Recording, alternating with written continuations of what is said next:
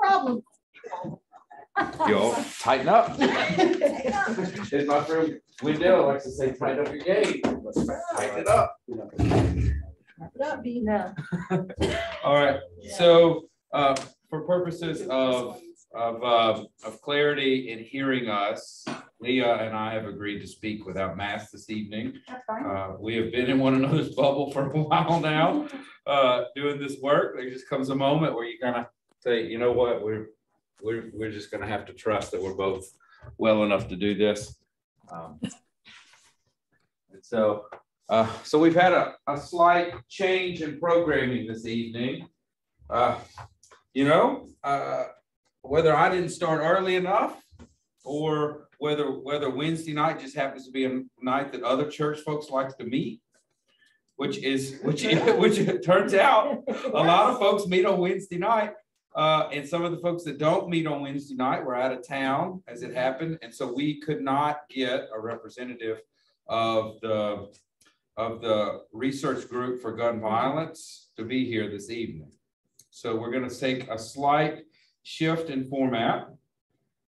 And, our congregation gets to count for ourselves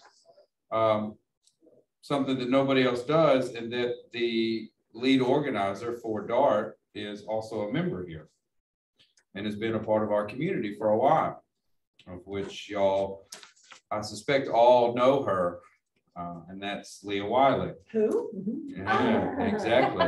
I think there is some space for dialogue and conversation about justice and the work of justice, and some oh, wonderful, and some discussion with Leah that I think is pretty critical at this moment in our broader work. I've said this in this room already to y'all, is that Trinity is very much at the center of the capital area justice movement. I know we call it a ministry, but it is a movement. I met with last night at the FSU game. I sat with a pastor who isn't currently part of our work, but has certainly been in dialogue with us, and that's what he called it. He said, whatever this movement is y'all got going on, has got folks minding their P's and Q's around town. And I said, okay, right? And he was like, Nick, yeah. He said, I want to witness. I want to be around for some of this. And that was Pastor Jay. And so I said, okay, right.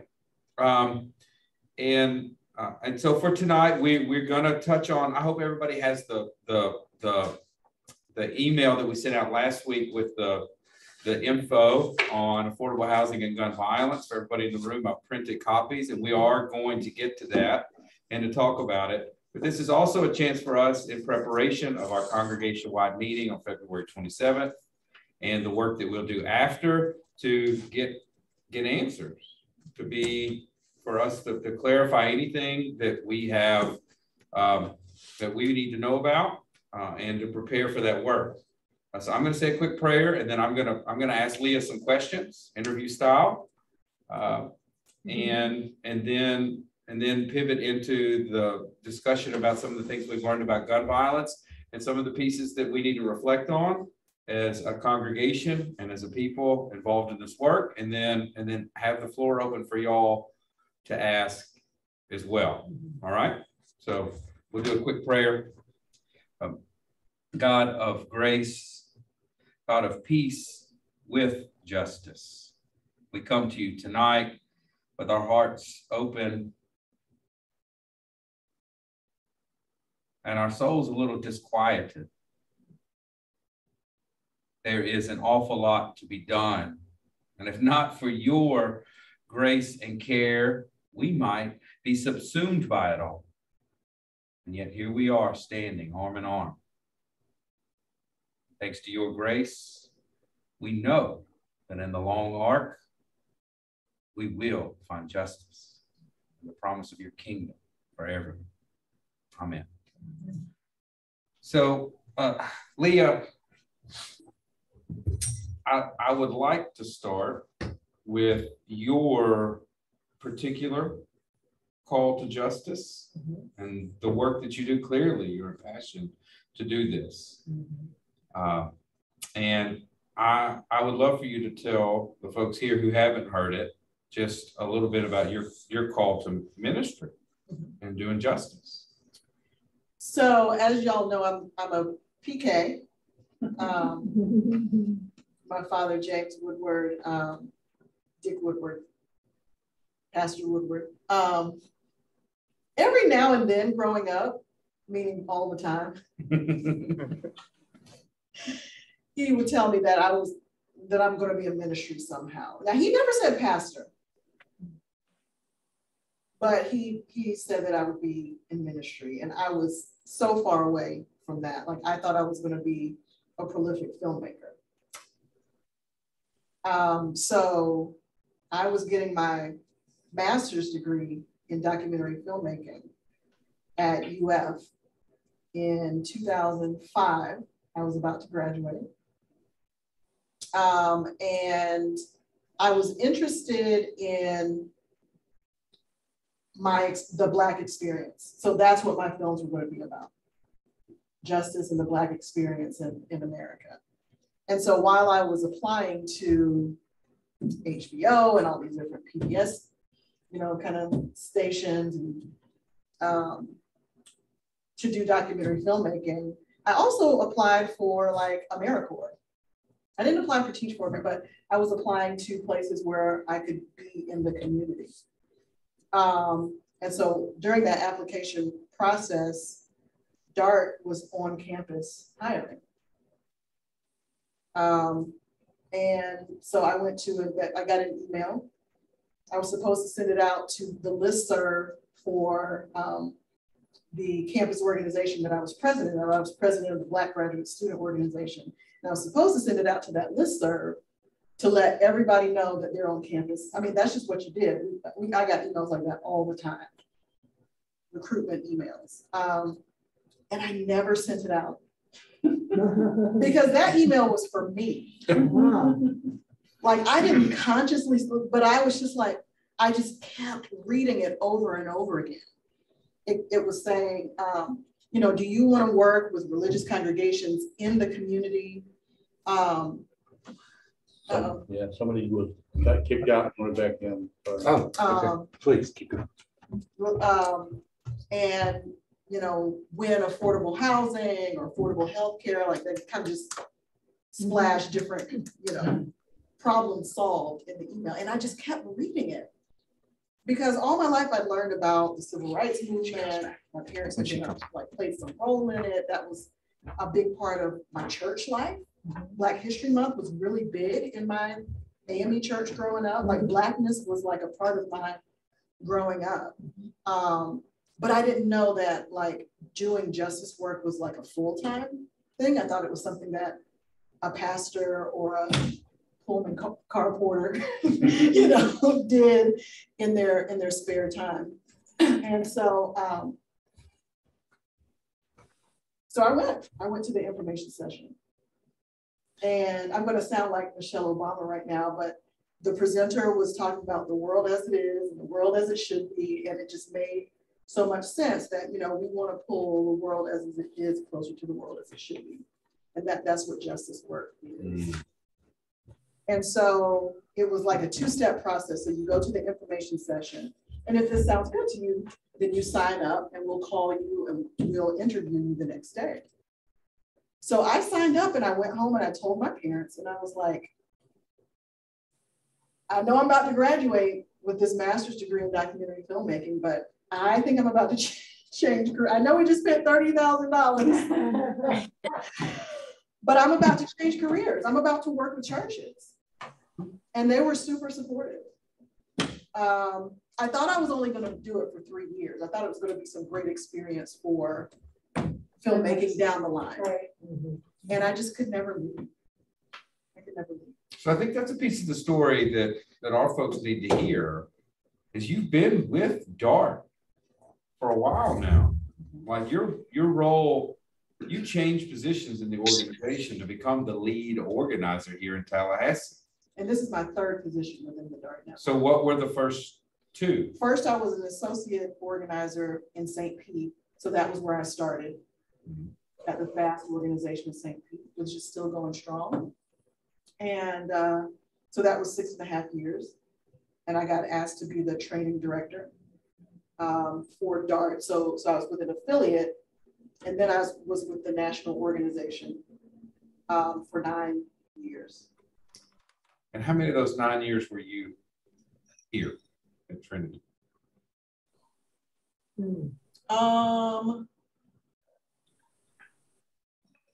8. Yeah, David and I, so I became. David, you and David. Yeah, it's been a while. It's been a while, yeah. It's been a minute. So I became the training director in 2012. David and I just started dating and then got married that same year. And the baby came when you know, you know. Oh, when you know, you know. We've done that. Yeah, you know about all that. And then we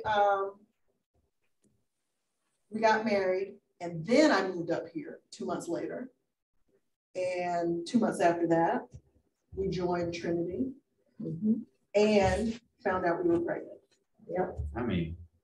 So yeah, so 8.5 years, something like that. And the whole time you were here. Yeah, I was here the whole time. No, when you asked me, she said, did somebody say you for her? And did you say no? She's like me. She's like, I think somebody needs to be. I have a guess. you come on over. Come on in. Well, there you go. That one. Right. There you go. All right. A party. Hey, when you have a church. Oh my gosh. I'm sorry, guys. Okay. When you have a church meeting, church stuff's going on. That's right. So, you know, Leah, we've been chatting for a number of years now about kind of systemic issues, injustices that we live in, under, around, through, part of. You pick your geographic metaphor. But there's a story that you've shared with me from your childhood about the railroad tracks. Yeah. And crossing over that. I wonder if you'd share that with our folks just a little bit. Yeah.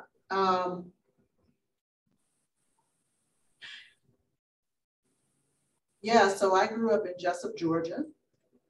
Population 10,000, 11,000. And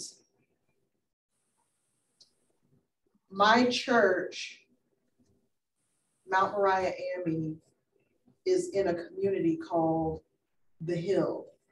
The community is actually called Pepper Hill. Pepper Hill, like that is intentional. And it is on the other side of the railroad tracks. Yep. So on the side where most people live, where I live, my grandparents, my family, was where everything was, the schools, the stores, everything, opportunity. And then we would literally go over a hump, the railroad tracks. Railroad tracks were on a hump. And it was like you're in a different world. All of these kind of rundown homes right around here, right around the railroad tracks, and a church on every corner. It is not just the same, like a church everywhere. And I just always wondered how these two things could be juxtaposed. Like, how can you have all this poverty and all these churches? You know, I was a kid, I wasn't sophisticated enough to really frame it like that, but it was just a curious sight. And lots of my classmates lived in those shacks. D. Robinson and Tank, guy had a crush. I mean, everybody, I mean, lots of my classmates lived on the hill. And that's where my church was. And every Sunday we would do church. And then we would go home. And then we would come back and do church, and nothing changed. And it didn't, like, the message of Christ, the message of God and being God's people and being called, it just didn't, it never made sense to be brought up. And that was a big part of it. It just did not make sense. And then you find yourself in ministry. And then I find myself in ministry, right? After college. Yeah, which is not. After college. Yeah. I mean, that brings us to a pressing question, right? What is the church's role in doing justice? We've heard from folks along this series. We've heard that. I suspect everybody's got a take on that. Yeah. I would love for you to share yours. I mean, the church's role is to be like Christ, which is to be angry about slavery and oppression in the community. I mean, Jesus was angry. Jesus was poor. He was one of the oppressed. And yet he was God and had, you know, his Father's kingdom, like he knew. So our job is to be angry about oppression. Oppression is man-made. Oppression comes from our systems, from a small number of people who want and hoard power and lord it over others and make their lives miserable, make them feel like they deserve it. And our job is to be angry over that and to demand something different, to demand the vision that God has for us, the way that God, and to see and to act like God sees us, which is as his children who are deserving of abundance. Our job is to get angry and to act on it. So I'm going to share something with you that's going to be shocking. I grew up in predominantly white Methodist churches, but we didn't talk about angry Jesus. Oh, we didn't. So, like, good luck explaining the fig tree, right? And Latricia Scriven, Dr. Latricia Scriven, put it to me very well one day. She said Jesus was in a mood. And I was like, Dr. Scriven, I can't deal with this right now. And she said he'd been to the temple, things didn't go well, and he came out and was in a mood. He cursed that fig tree for not bearing fruit, and it wasn't even in season. And she's like, I get it. And I was like, okay, right? I was missing that piece. You know what I mean? Yeah. And I think that's something that we as a congregation at Trinity have got to start thinking about. Squarely with that reality. Right? It's how to process through the feelings of anger that come through. So often in my childhood, I was told that that's one of the emotions that doesn't belong in our faith. Right? Our faith gives us some kind of escape from that anger, Right. some kind of relief, some kind of it's somehow they are opposite of one another. And I was way in to my faith journey before I heard that message, right, of the anger and how it can be righteous at times. Me too. I mean, I'm a product of the Black church, and I never got that in church.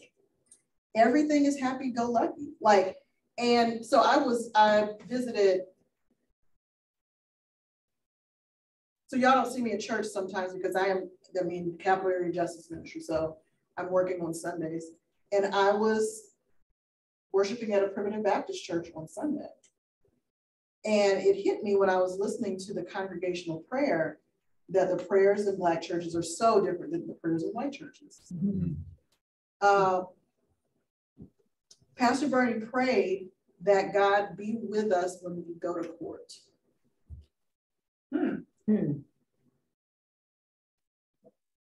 And his prayer for healing our bodies was so fervent. He wasn't praying for any one particular person. He was praying that we get treated justly in the medical system. That's how I heard it.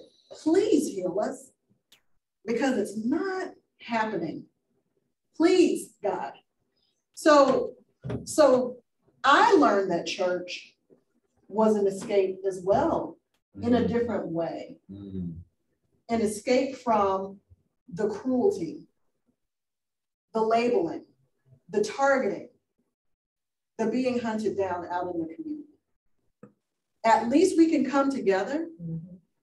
And literally, but at least we can come together, eat some fried chicken, you know, celebrate being together, loving one another, and knowing that there is a God that may help us through some of these difficulties, because my brothers and my sisters who don't see me as brothers and sisters certainly aren't making life easy. Maybe God will. So I didn't get anger either. I got, oh, let's come to church. Like, let's just be Black together. Let's just be who we are in this space. And for pastors, let me be someplace where I can get respect.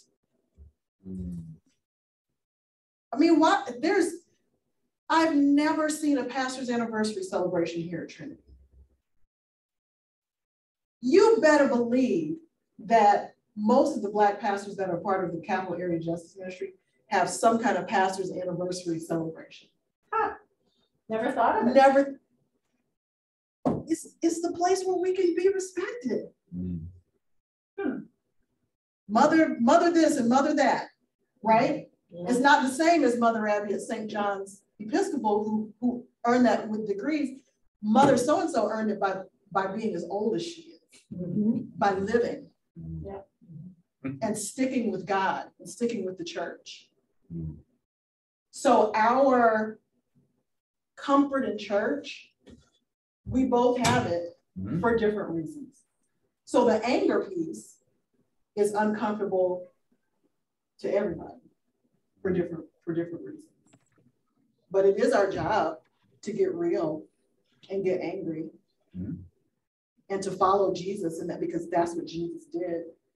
Woe to you, fashioned a whip, right? So, the end. Period. Yeah. Period. Period. Amen. Amen. But not anger, just to be anger with the purpose of doing something. Whatever. Right. Be offended that people are being oppressed. Right. Be offended. And be Don't ready say, to do oh, something. well, God, do not patronize. I'll pray people. for you. I'll pray for you.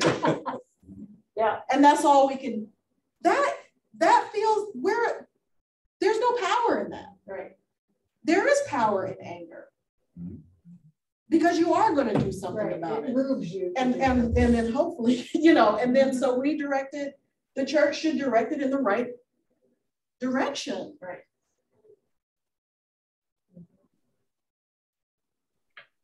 I mean, collectively acknowledging and processing that, working through it, turning it into forward momentum, into energy for the labor.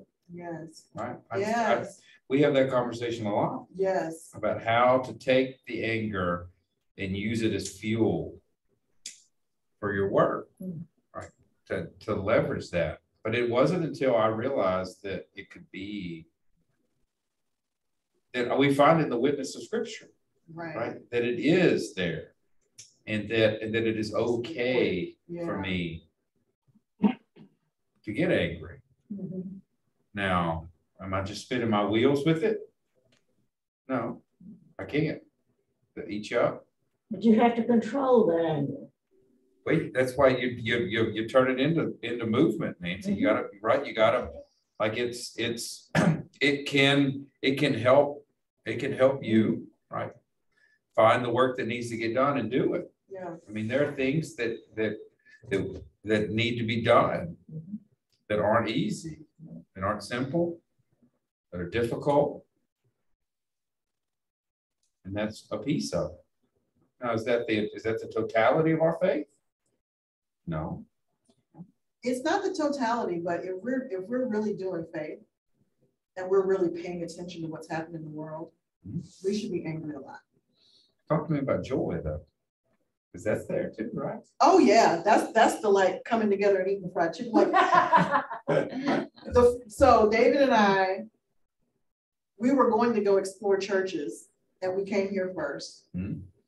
And it happened to be Stewardship Sunday, and I don't know what happened, but in Moore Hall, y'all had a fried chicken dinner. Like y'all provided the fried chicken, and everybody else brought sides. And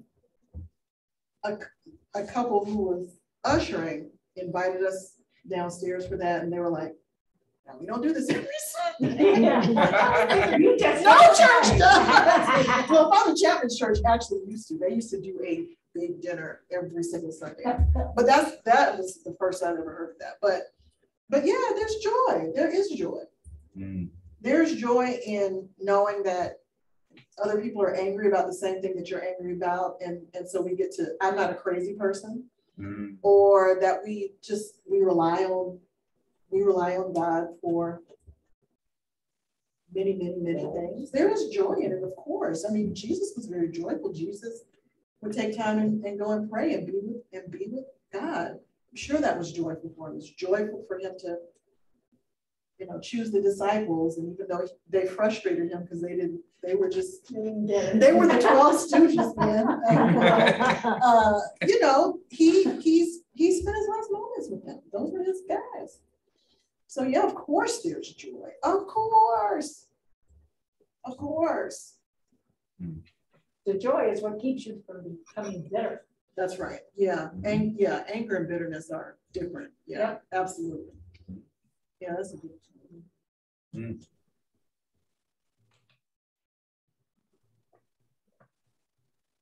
Zoom friends. You're welcome to unmute if you'd like to.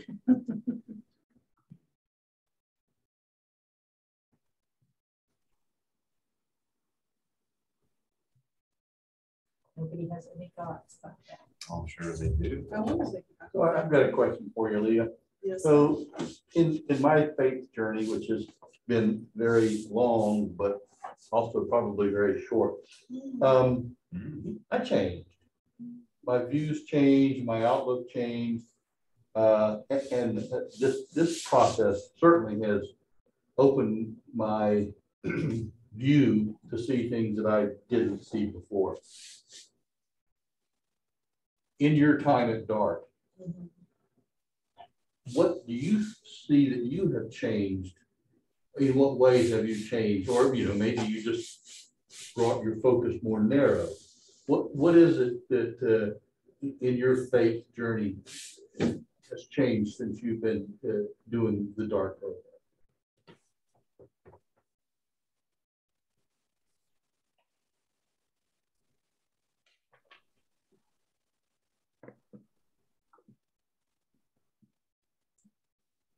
There was a time where I was disappointed with the church. I think we all have had right. We've all had that. Right? Yeah. So I was just disappointed. I mean, of course, I was hopeful as well. I don't think I would have been excited and talk with my parents about it. About this is what I'm going to do for a while. If I didn't have some hope. But I think the way that I would build relationships, particularly with members of Black churches, was from a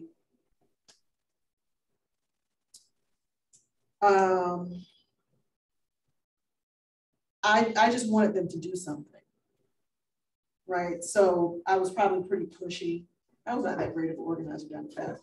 I mean, I was probably pretty pushy and just like anxious for them to do something rather than, let me listen to your story. Mm-hmm. And let me listen to why this would be important to you. And why your mind and the way that you practice your faith could be shifted a little bit based on what's important to you. So I wasn't a good listener. I just was like disappointed and just anxious all the time, I think. Yeah. And I think, and I just learned about Jesus a whole lot. I mean, I learned the Gospels through dark clergy conferences, you know, and taking a deep dive into Jesus's ministry more than I got in church growing up. And that was one of the things that I was going to say is, I think by listening to all of the people, especially in these recent groups, you get this new perspective and you sit there and you say, that opens my eyes to the word that I've never heard before. Yeah. And it's just like, not an epiphany, but it's certainly an understanding that, you know, how did I not see that before? Right. Exactly. Like it is so clear. And why? Yeah. No. I heard one of our pastors who was talking to us, maybe the second or third, and he was going, I just don't know why these other churches aren't coming along with us. Yeah. And you could tell he was so frustrated. He's disappointed. And it's like he's had his eyes open somewhere, yes. and he wants to share that. And that to me is one of the real values of this. I don't think I'm ever going to be able to do what you do, but it has certainly opened my eyes, and so Yeah. It makes you want to brainstorm, think about it, what could, you know, and all of that. You know, just think about what you were saying about your faith journey and Jesus. Thinking back on it, Jesus was so one-dimensional. I mean, think about your Sunday school years, you know, growing up, and everything. Who was he? The Lamb of God. He was that guy. Kids sat on his lap sometimes. You know, he had that halo going. I mean, his mama was real nice. His mom was really nice. Yeah, and he was ultimately ultra kind. Right. And perfect, right? And so, and then you learn some of the stories that he told. Tell me those stories. Okay, we got all that, but he was just so one-dimensional.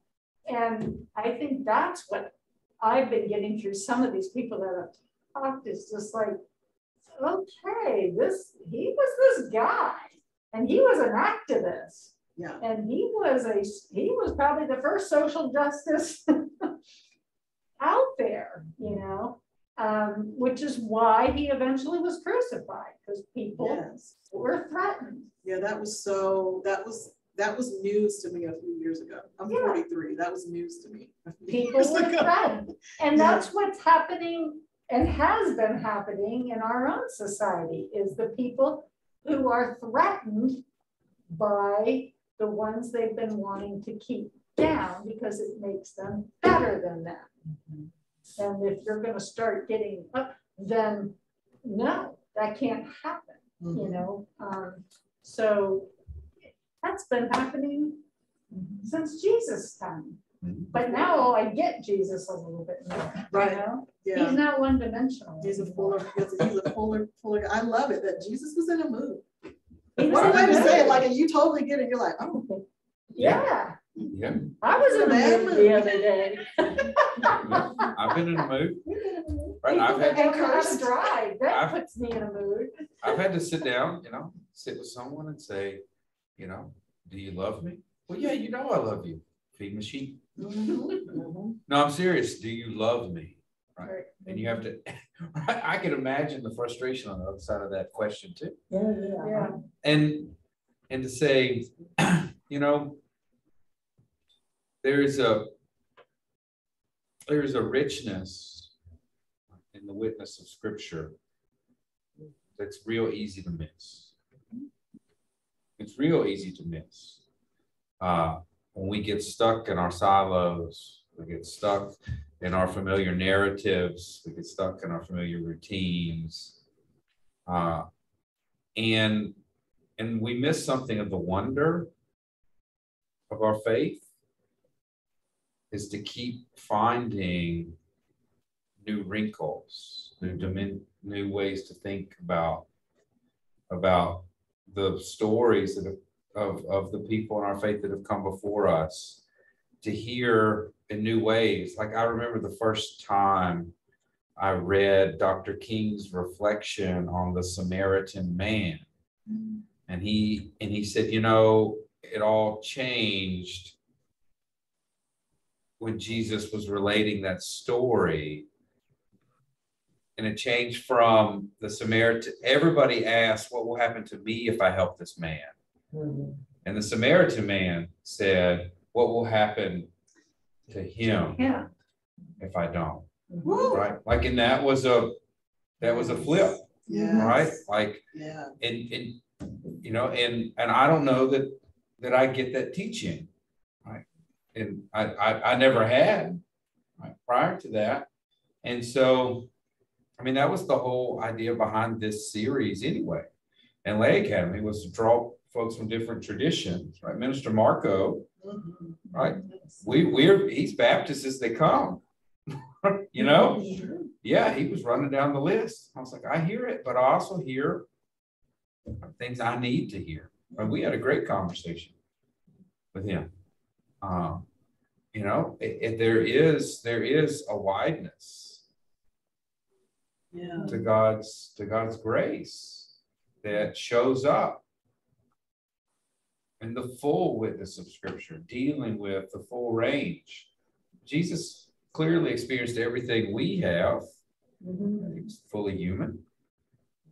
Anger, frustration, cursing little trees out there. But joy, love, right? Like the whole range of things.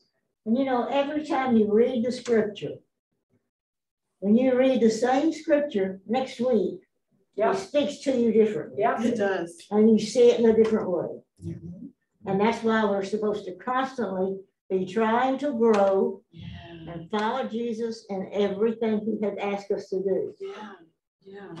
And Nancy, sometimes you end up in places you never would have imagined following Jesus. And the reason it changes every time you go back to it is because you have changed. That's right. Or what frame of mind you're in at the moment that you, for something you experience. And they say, look what's in, right, and not out. I mean, y'all, that's the work. That's the work of discipleship. Is, you know, I mean, we like to talk about God's grace being infinite always, right? Being inexhaustible. And when you start to look at how your lives change, that's as clear as day. We start to understand more and more and more of it, right? Even intention. And I think that's an important point too, that it took me a long time to kind of square with, is the tension, right? For instance, in the work of justice, right? Sometimes there's going to be tension in a room. Like we disagree, right? And you know, and getting comfortable enough to sit in that and to say, you know, it's okay for this to be here. Remember last week, Claire said that she grew up in Tallahassee, and it was she said how did she put it, as you know, as polite as can be, right? And kind of shared that you know, like avoiding the conflict, avoiding the tension was something that had really kind of been a part of her life for years. She's recently started to kind of acknowledge that that in this kind of work, you can't always, it's not always going to be that, right? Is that there will be times where you'll feel it. You'll feel the deep disagreement. And that's surely that's come up for you in this work, the tension piece. Oh yeah, all the time. You had a particular meeting that you could reflect on? You don't? Yeah. Okay. All right. Yeah, I hope I never forget it. So this is one of the last campaigns I worked on at FAST before I came onto DART staff. We were working on an education campaign.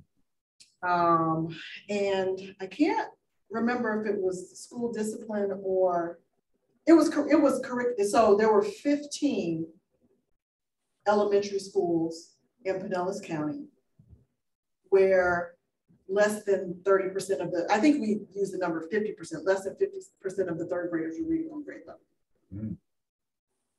And you can imagine the predominant population of these schools, right? South side of St. Pete and south side of Clearwater.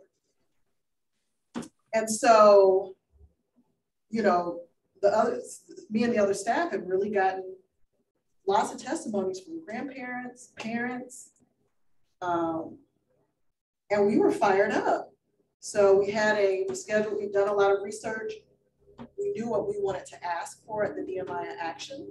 And so now we were meeting with the school superintendent. This gorgeous woman, Dr. Jansen, who, and we had what we call a pre-action meeting. We will be doing those in a few weeks, everyone. You'll be getting a call, where we meet with the public official. And the purpose of the meeting is to ensure that they're coming to the action. Now, we'll give some testimony about what we are concerned about, but we're not going to negotiate in that meeting. We are going to negotiate that they are actually showing up. That's our purpose. Will you come? There must have been 35 people, and it was set up very much like this. We just need one more table right here, set up just like this in one of the offices at the school board. And must have been in her office in kind of like an outer seating area. And it was a standing room, like there were parents and grandparents who were also just kind of standing in the door because there just was not enough, they didn't put out enough seats. They just didn't know that we were coming and how we were coming. And so I was sitting right over there. So it was Joe Magri and Tina Middleton, who were the two spokespeople. Tina Middleton, a African-American United Methodist leader, former city employee, retired. Joe Magri, lawyer at St. Cecilia Catholic Church, devout, has this big Bible study. Those were the people he was bringing to the action. And both of them had stories about how angry they were that kids weren't reading on grade level. And so they were just negotiating, will you come to the Nehemiah Action? And I was sitting right there. And we laid out our research. The numbers showed this and this and this for this many years. And we want you to come to the Nehemiah Action because we have a proposal for how to fix the problem. This curriculum, we're really excited about it. Will you come to the Nehemiah Action? And she interrupts. She says, wait a minute. You know, our teachers are doing a great job. Nobody's blaming teachers. Our teachers are doing a great job. If the kids would just work with us. That venom that came off of that, I still feel it today. She was so, she was bitter. If the kids would just work with us, then we can teach them to read. Wait a second. What does that even mean, Kathy? Whose fault? Whose fault is it they're not reading? It's their fault. That's what she just said. You have to just figure it out. Right. And we were like, we've got to, anyway, So the tension was high. That was a little bit of an exception, but it was very real. And she was going to not come to the action by then, but she ended up coming.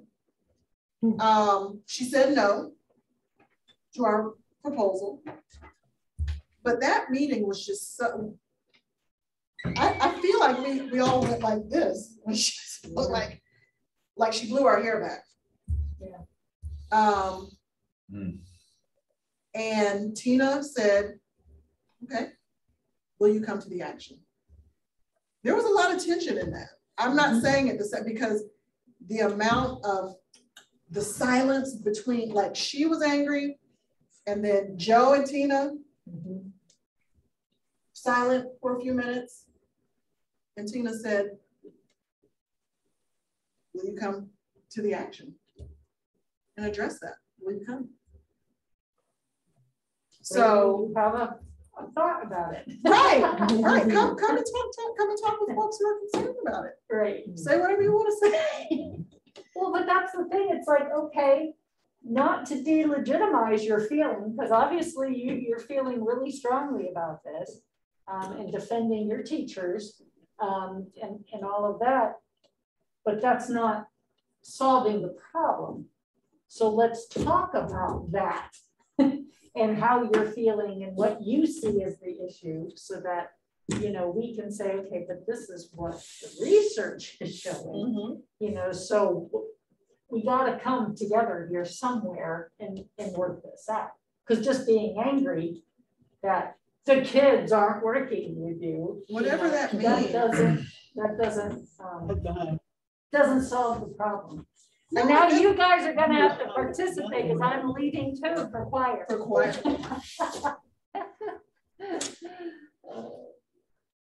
Yeah, so I'll be here for me. Yep, in the morning. So the tension was not only in her response, but in us continuing to ask and press. And that's not comfortable. I don't think Tina was comfortable. Tina wanted to see some changes. That's why she kept asking. She's not like she was just living in the tension, just like, you know, enjoying it. Yeah. She wanted somebody to answer for what's been happening to Black kids for generations in Pinellas County. It's time. So yeah, tension. So we have 5 minutes. 5 minutes.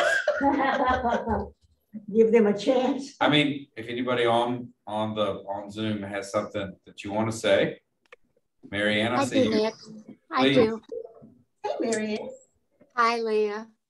Thanks so much for your testimony, for all of the work you're doing and your efforts for justice in all facets. But we were just wondering, are there marching orders for us for the 27th meeting?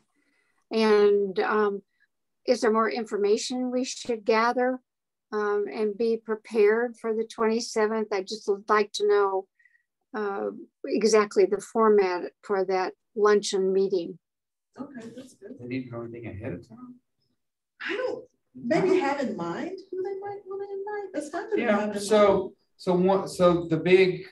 So for those of you, do we have a team? Anybody a team member? Fane is a team leader, right? And so team leaders and Gloria, team leaders are calling their people. So y'all are on lists. Everybody on here. The guilds are team leaders, right? Calling their list and inviting folks to show up. And so, Marianne, when you come, what we will ask toward the end of that meeting is for you to develop a list yourself of 5 people to invite to the Nehemiah action. And so that's how it goes, right? Each of us personally invite a group of folks to come to the Nehemiah action. And so, you know, the idea is you invite 5 and 3 show. It's kind of the ratio here. And so that'll ultimately be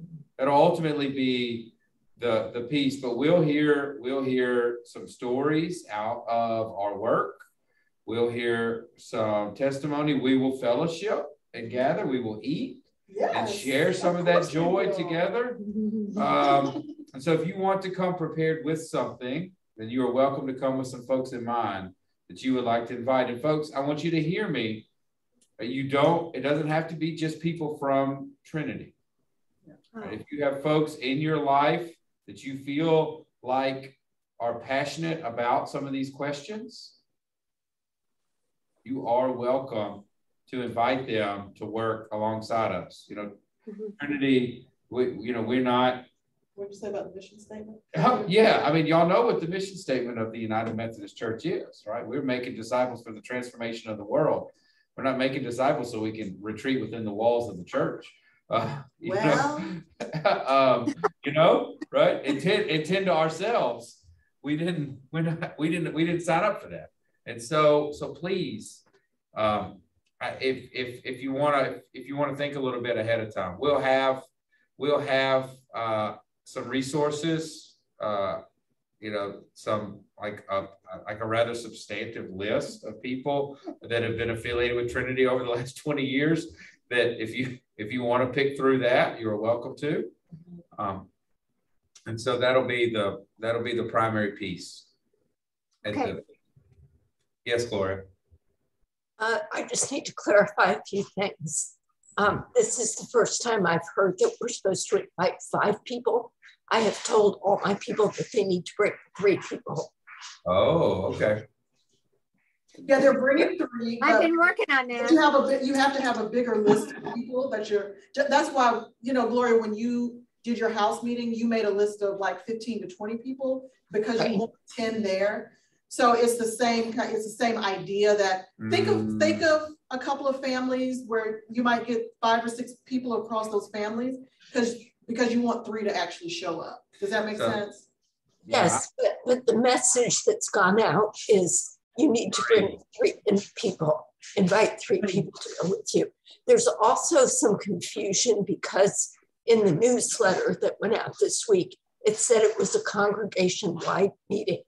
And I've had someone ask me about that because my impression was it was supposed to be team leaders and network members who were coming to that meeting. And of course, other people would be welcome, but there's some confusion about it.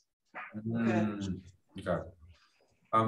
The congregation-wide message was simply to make sure we didn't miss anybody that we didn't actually call.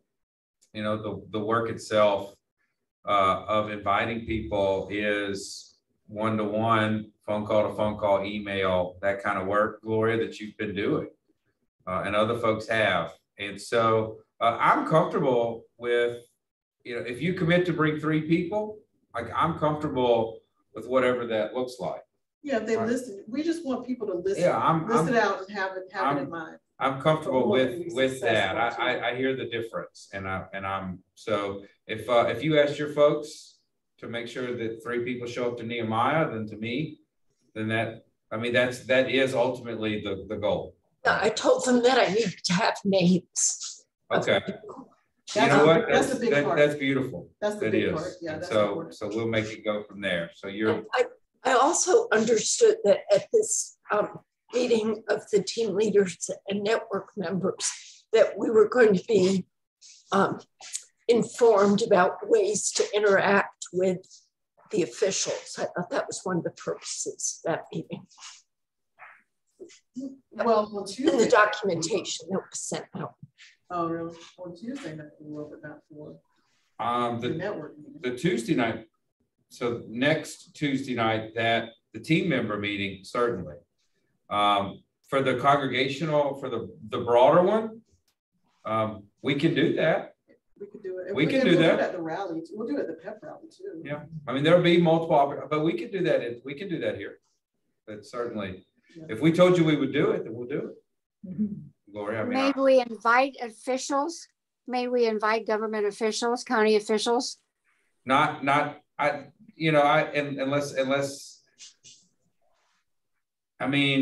you're just really close to them and you want them to come as your friend, but not on the purposes of being like, I don't want them there in their official capacity because that's not what that meeting is, right? So, okay. Yeah, like I'm friends with some elected officials that are close enough that I could invite as a friend, right? And that's how I would invite them, you know? But not to show up in their official capacity to feel like they have to speak as a whoever, if that makes sense. Okay. Thank you. Yes.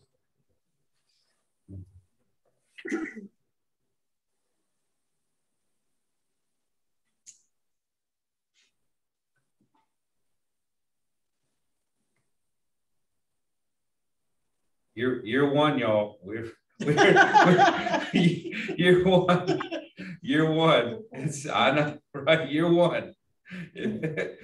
Year five, we can chuckle about. We can chuckle about some of this. Well, may I say that my impression of asking 5 so you would get 3 meant that you could go ahead and ask 5 and get all 5, but if you get to 3 and you're sure they're coming, then you could quit, right? Hey, Amy, if you tell me you've got 3 coming, you and I, we're good. Yeah, but I'm saying, you know, if you've asked only 3 and you've got 3, that's the reason for the asking 5. So that you know you might have to ask that many before you got 3. You might have to ask 8 before you got 3. Yeah, I know, I see that. Yeah. Again, I'm you know, the three yeses and commitments to me is the I made a list of 7 because it was 3 households. Okay. Yeah, I'm actually a network member with Catherine Altmeyer. She's my team leader, so I have to do this too. Yeah, and I gave Catherine, I'm a network member too, so I gave Catherine my names last week. I started asking already. Oh, you're good. Okay. Okay. Well, you did too. You talked to me. I did. I've asked some people. So. Okay. You can't have our people.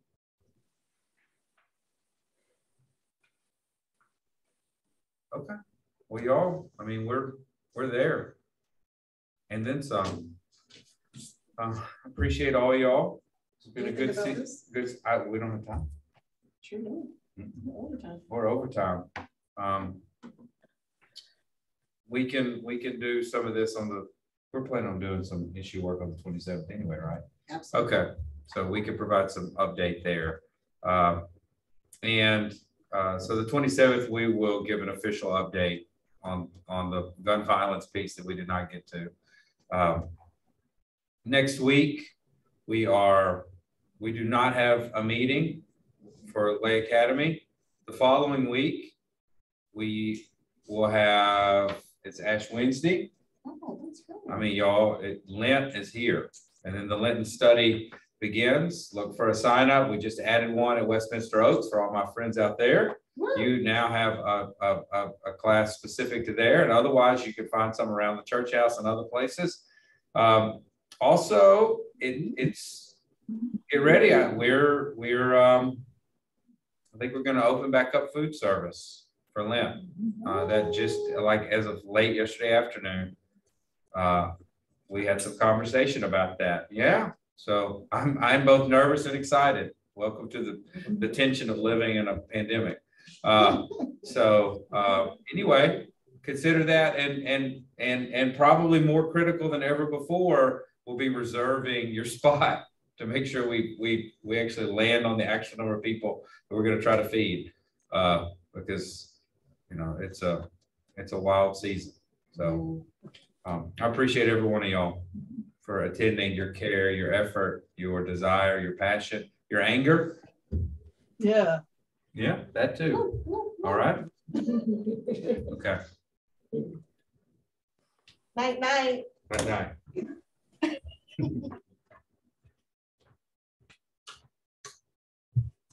That's cool.